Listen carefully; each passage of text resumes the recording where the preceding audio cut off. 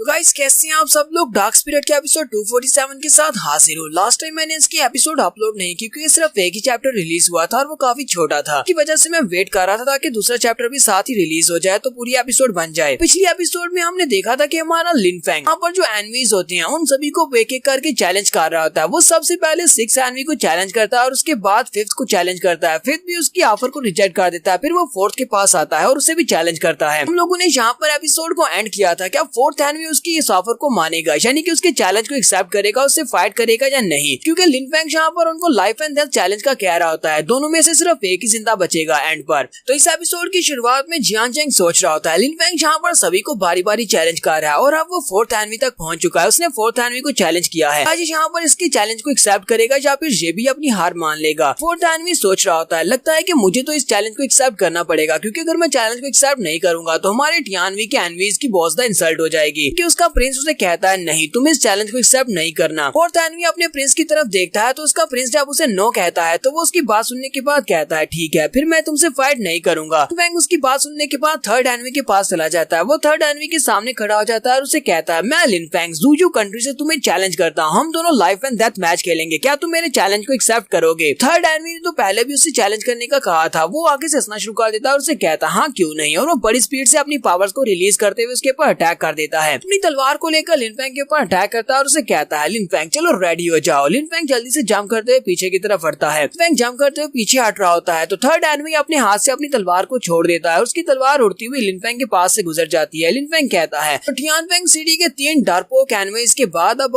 आखिर पर आकर किसी ने मेरे चैलेंज को एक्सेप्ट किया है। चलो देखते हैं कि अब तुम यहाँ पर क्या उखाड़ पाते हो। तो 3rd एनवी उसे कहता है तुम्हें लगता है कि उन लोगों ने तुम्हें यहाँ पर फाइट से मना किया है, इसका मतलब यह है कि वो डरपोक है। नहीं, वो डरपोक नहीं है, बल्कि वो सभी लोग चाहते थे कि तुम मेरे सामने आओ और मुझे आकर ये कहो कि मैं तुम्हें चैलेंज कर रहा हूँ। के बाद वो चाहते थे कि मैं तुम्हें अपने हाथों से मारूं, तो अब मैं तुम्हें अपने हाथों से मारूंगा। लिन फेंग उसकी बात सुनने के बाद कहता है एक्सक्यूज अच्छा है, जबकि मुझे अच्छी तरह से पता है कि वो लोग डरपोक हैं, इसके अलावा कुछ भी नहीं है। साथ ही लिन फेंग अपनी तलवार को निकालते हुए विंड स्वर्ड को यूज करते हुए उसके ऊपर अटैक करता है। तो लिन फेंग अपनी तलवार के साथ बड़ी स्पीड के साथ उसके करीब पहुंच जाता है। लिन फेंग की स्पीड काफी ज्यादा होती है। 3rd एनवी कहता है इस लड़के की स्पीड तो काफी ज्यादा है, मैं इसको रोक नहीं पाऊंगा। वो बड़ी स्पीड से पीछे की तरफ हटता है।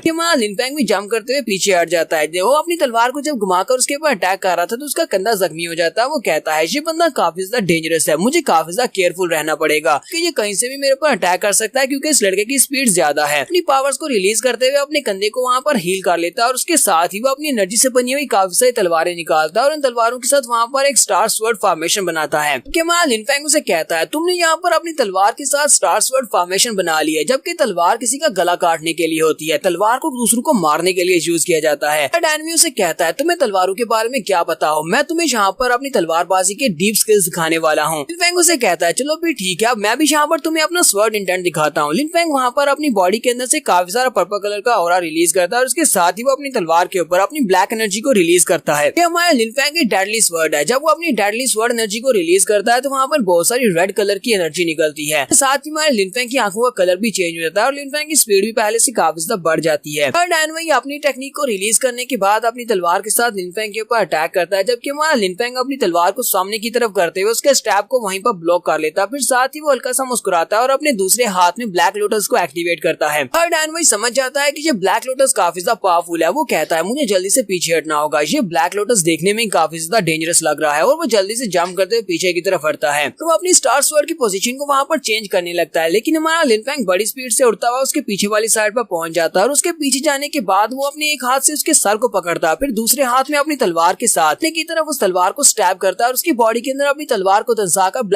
साथ ही ब्लैक लोटस के साथ उसकी बॉडी को वहीं पर जलाकर हाक कर देता है। इसके बाद लिन फेंग जंप करते हुए वहाँ पर नीचे उतर आता है। लिन फेंग नीचे उतरने के बाद आगे बढ़ता है और सीधा 2nd एनवी के सामने जाकर खड़ा हो जाता है। लिन फेंग 2nd एनवी से कहता है अब सिर्फ और सिर्फ तुम बचे हो। लिन फेंग तो अपने साथ यहाँ पर 5 कमजोर एनवीज को लेकर आया, जिनमें से कुछ तो डरपोक थे, तो बाकी के सभी बहुत ज्यादा कमजोर थे। अब तुम बचे हो 2nd एनवी, तो मैं यहाँ पर तुम्हें चैलेंज करता हूँ। 2nd एनवी काफी ज्यादा घबरा जाता है, जबकि उसी वक्त ड्रैगन माउंटेन के जो एम्बेसडर होते हैं वो वहाँ पर बीच में बोल पड़ते हैं। वो लिन फेंग से कहते हैं अब बस बहुत हो गया, तुम लोगों ने यहाँ पर बहुत सारी फाइट्स कर ली हैं, नहीं लगता कि अब तुम लोगों को यहाँ पर अपनी फाइटिंग को कंटिन्यू करना चाहिए, क्योंकि इसकी वजह से टियानफेंग सिटी और ज़ूजू कंट्री इन दोनों के दरमियान में जो दोस्ती है उसके रिश्ते में दरार पड़ सकती है। टियान चेंग भी लिन फेंग से कहता है ब्रदर लिन फेंग, मुझे लगता है कि अब बस बहुत हो गया, तुमने यहाँ पर काफी कुछ शो करवा दिया, बैठ जाओ। लिन फेंग उसकी बात सुनने के बाद कहता हाँ क्यों नहीं ब्रदर, मैं अभी जाकर बैठ जाता हूँ। साथ ही हमारा लिनफेंग अपनी मिडिल फिंगर उन सभी को दिखाते हुए कहता है कि तुम सभी के सभी 7 एनवीज जो कि टियानफेंग सिटी के बहुत ही पावरफुल 7 रैंकिंग के पावरफुल लोग हो, सभी लोग मेरे सामने कुछ भी नहीं हो। तुम सभी लोग डरपोक, बेशर्म और बेगैरत इंसान हो। इसकी वजह से वहाँ पर जितने भी एनवीज जिंदा बचे होते हैं वो सभी लोग बहुत ज्यादा गुस्सा हो जाते हैं और शर्मिंदगी के मारे वहाँ पर बोल भी नहीं पा रहे होते, क्योंकि तो इन सभी लोगों ने जहाँ पर होती तो इसकी चैलेंज को एक्सेप्ट नहीं किया था। ड्रैगन एम्बेसडर उन लोगों से कहते हैं मुझे लगता है कि हम लोगों ने यहाँ पर काफी सारा मजा कर लिया है, हम लोग अपनी इस पार्टी को यहीं पर खत्म करते हैं और जाकर रेस्ट करते हैं। टियानफेंग सिटी का प्रिंस भी उठकर खड़ा हो जाता है और उनसे कहता है प्रिंस वुजाओ, अब तुम बताओ कि तुम इस बारे में क्या सोचते हो। वुजाओ से कहता है मैंने इस बारे में क्या सोचना है, मैंने पहले से तुम सभी लोगों के लिए अपने पैलेस में रूम्स बुक करवा दिए हैं, तुम्हारे रूम अच्छी तरह से तैयार कर दिए गए हैं, तुम सभी लोग जाकर अपने अपने रूम में आराम कर सकते हो, तुम सभी लोगों को कोई भी परेशानी नहीं होगी और अगर कुछ चाहिए होगा तो बता देना। प्रिंस चनफेंग उसे कहता है प्रिंस वुजा, तुम्हारा बहुत बहुत शुक्रिया जो तुमने हमारे लिए रूम्स को तैयार करवा दिया, लेकिन मुझे लगता है कि तुम्हें बाकी सभी के लिए रूम्स को तैयार करवाना चाहिए। और मेरे एनवीज, हम लोग टियानफेंग सिटी से पहली बार यहाँ पर इंपीरियल सिटी में आए हैं, तो हम लोग तुम्हारे इंपीरियल सिटी को विजिट करना चाहते हैं। तो आज रात तुम्हारे पूरे इंपीरियल सिटी को विजिट करेंगे, क्योंकि हम लोग यहाँ पर आराम नहीं करेंगे, इसी वजह से हम लोग यहाँ पर नहीं रुकेंगे। प्रिंस वुजा उसे कहता है चाचा ठीक है, फिर ठीक है, तुम अपने लोगों के साथ जाकर इंपीरियल सिटी को विजिट कर सकते हो। हमारा इंपीरियल सिटी एक बहुत ही खूबसूरत जगह है, तुम्हें यहाँ पर काफी कुछ देखने को मिलेगा। साथ ही वुजा उन सभी से कहता है ठीक है, सभी लोग जा सकते हैं। इस वुजा ड्रैगन एम्बेसडर से कहता है ड्रैगन एम्बेसडर आप मेरे साथ आए, मैं आपको आपके रूम तक ले चलता हूँ। ड्रैगन एम्बेसडर उसे कहते हैं प्रिंस वुजा, तुम वाकई में बहुत ज्यादा अच्छे लड़के हो, चलो ठीक है, मुझे अपने साथ ले चलो। के साथ ही प्रिंस चनफेंग भी अपने एनवीज से कहता है एनवीज चलो जल्दी से मेरे साथ चलो, और वो सारे के सारे एनवीज उसके साथ वहाँ से बाहर निकल जाते हैं। लिनफेंग आगे बढ़ता है, जिंजी से कहता है जिंजी चलो आओ मेरे साथ, मैं तुम्हें तुम्हारे घर तक वापस छोड़ाता हूँ, तुम्हारे रेजिडेंशियल एरिया तक। यहीं पर हमारे प्रिंस लैंग को भी दिखाते हैं। प्रिंस लैंग को पिछली एपिसोड में हमारे लिनफेंग ने धमकी दी थी। लिनफेंग ने उसे कहा था कि पार्टी के खत्म होने के बाद हम लोग आपस में ड्यूल करेंगे और आज तुम्हारा आखिरी दिन है, आज ही तुम मरने वाले हो। लैंग वहीं पर खड़ा सोच रहा होता है। लिनफेंग फिलहाल के लिए तो प्रिंसेस जिंजी को छोड़ने के लिए जा रहा है, लेकिन मुझे लगता है ये वापस जरूर आएगा और मुझे भी यहाँ पर वापस आना पड़ेगा, क्योंकि आज मेरा अंतिम दिन है, तो जो मैं कर सकता हूँ मैं करके आ जाता हूँ। प्रिंस लैंग भी वहाँ से बड़ी स्पीड से चला जाता है। तो यहीं पर हमारी एपिसोड 247 का एंड हो जाता है। एपिसोड की एक्सप्लेनेशन अच्छी लगी हो तो कमेंट करके जरूर बताइएगा। चैनल को सब्सक्राइब कर दे, वीडियो को लाइक और शेयर कर दे। शुक्रिया।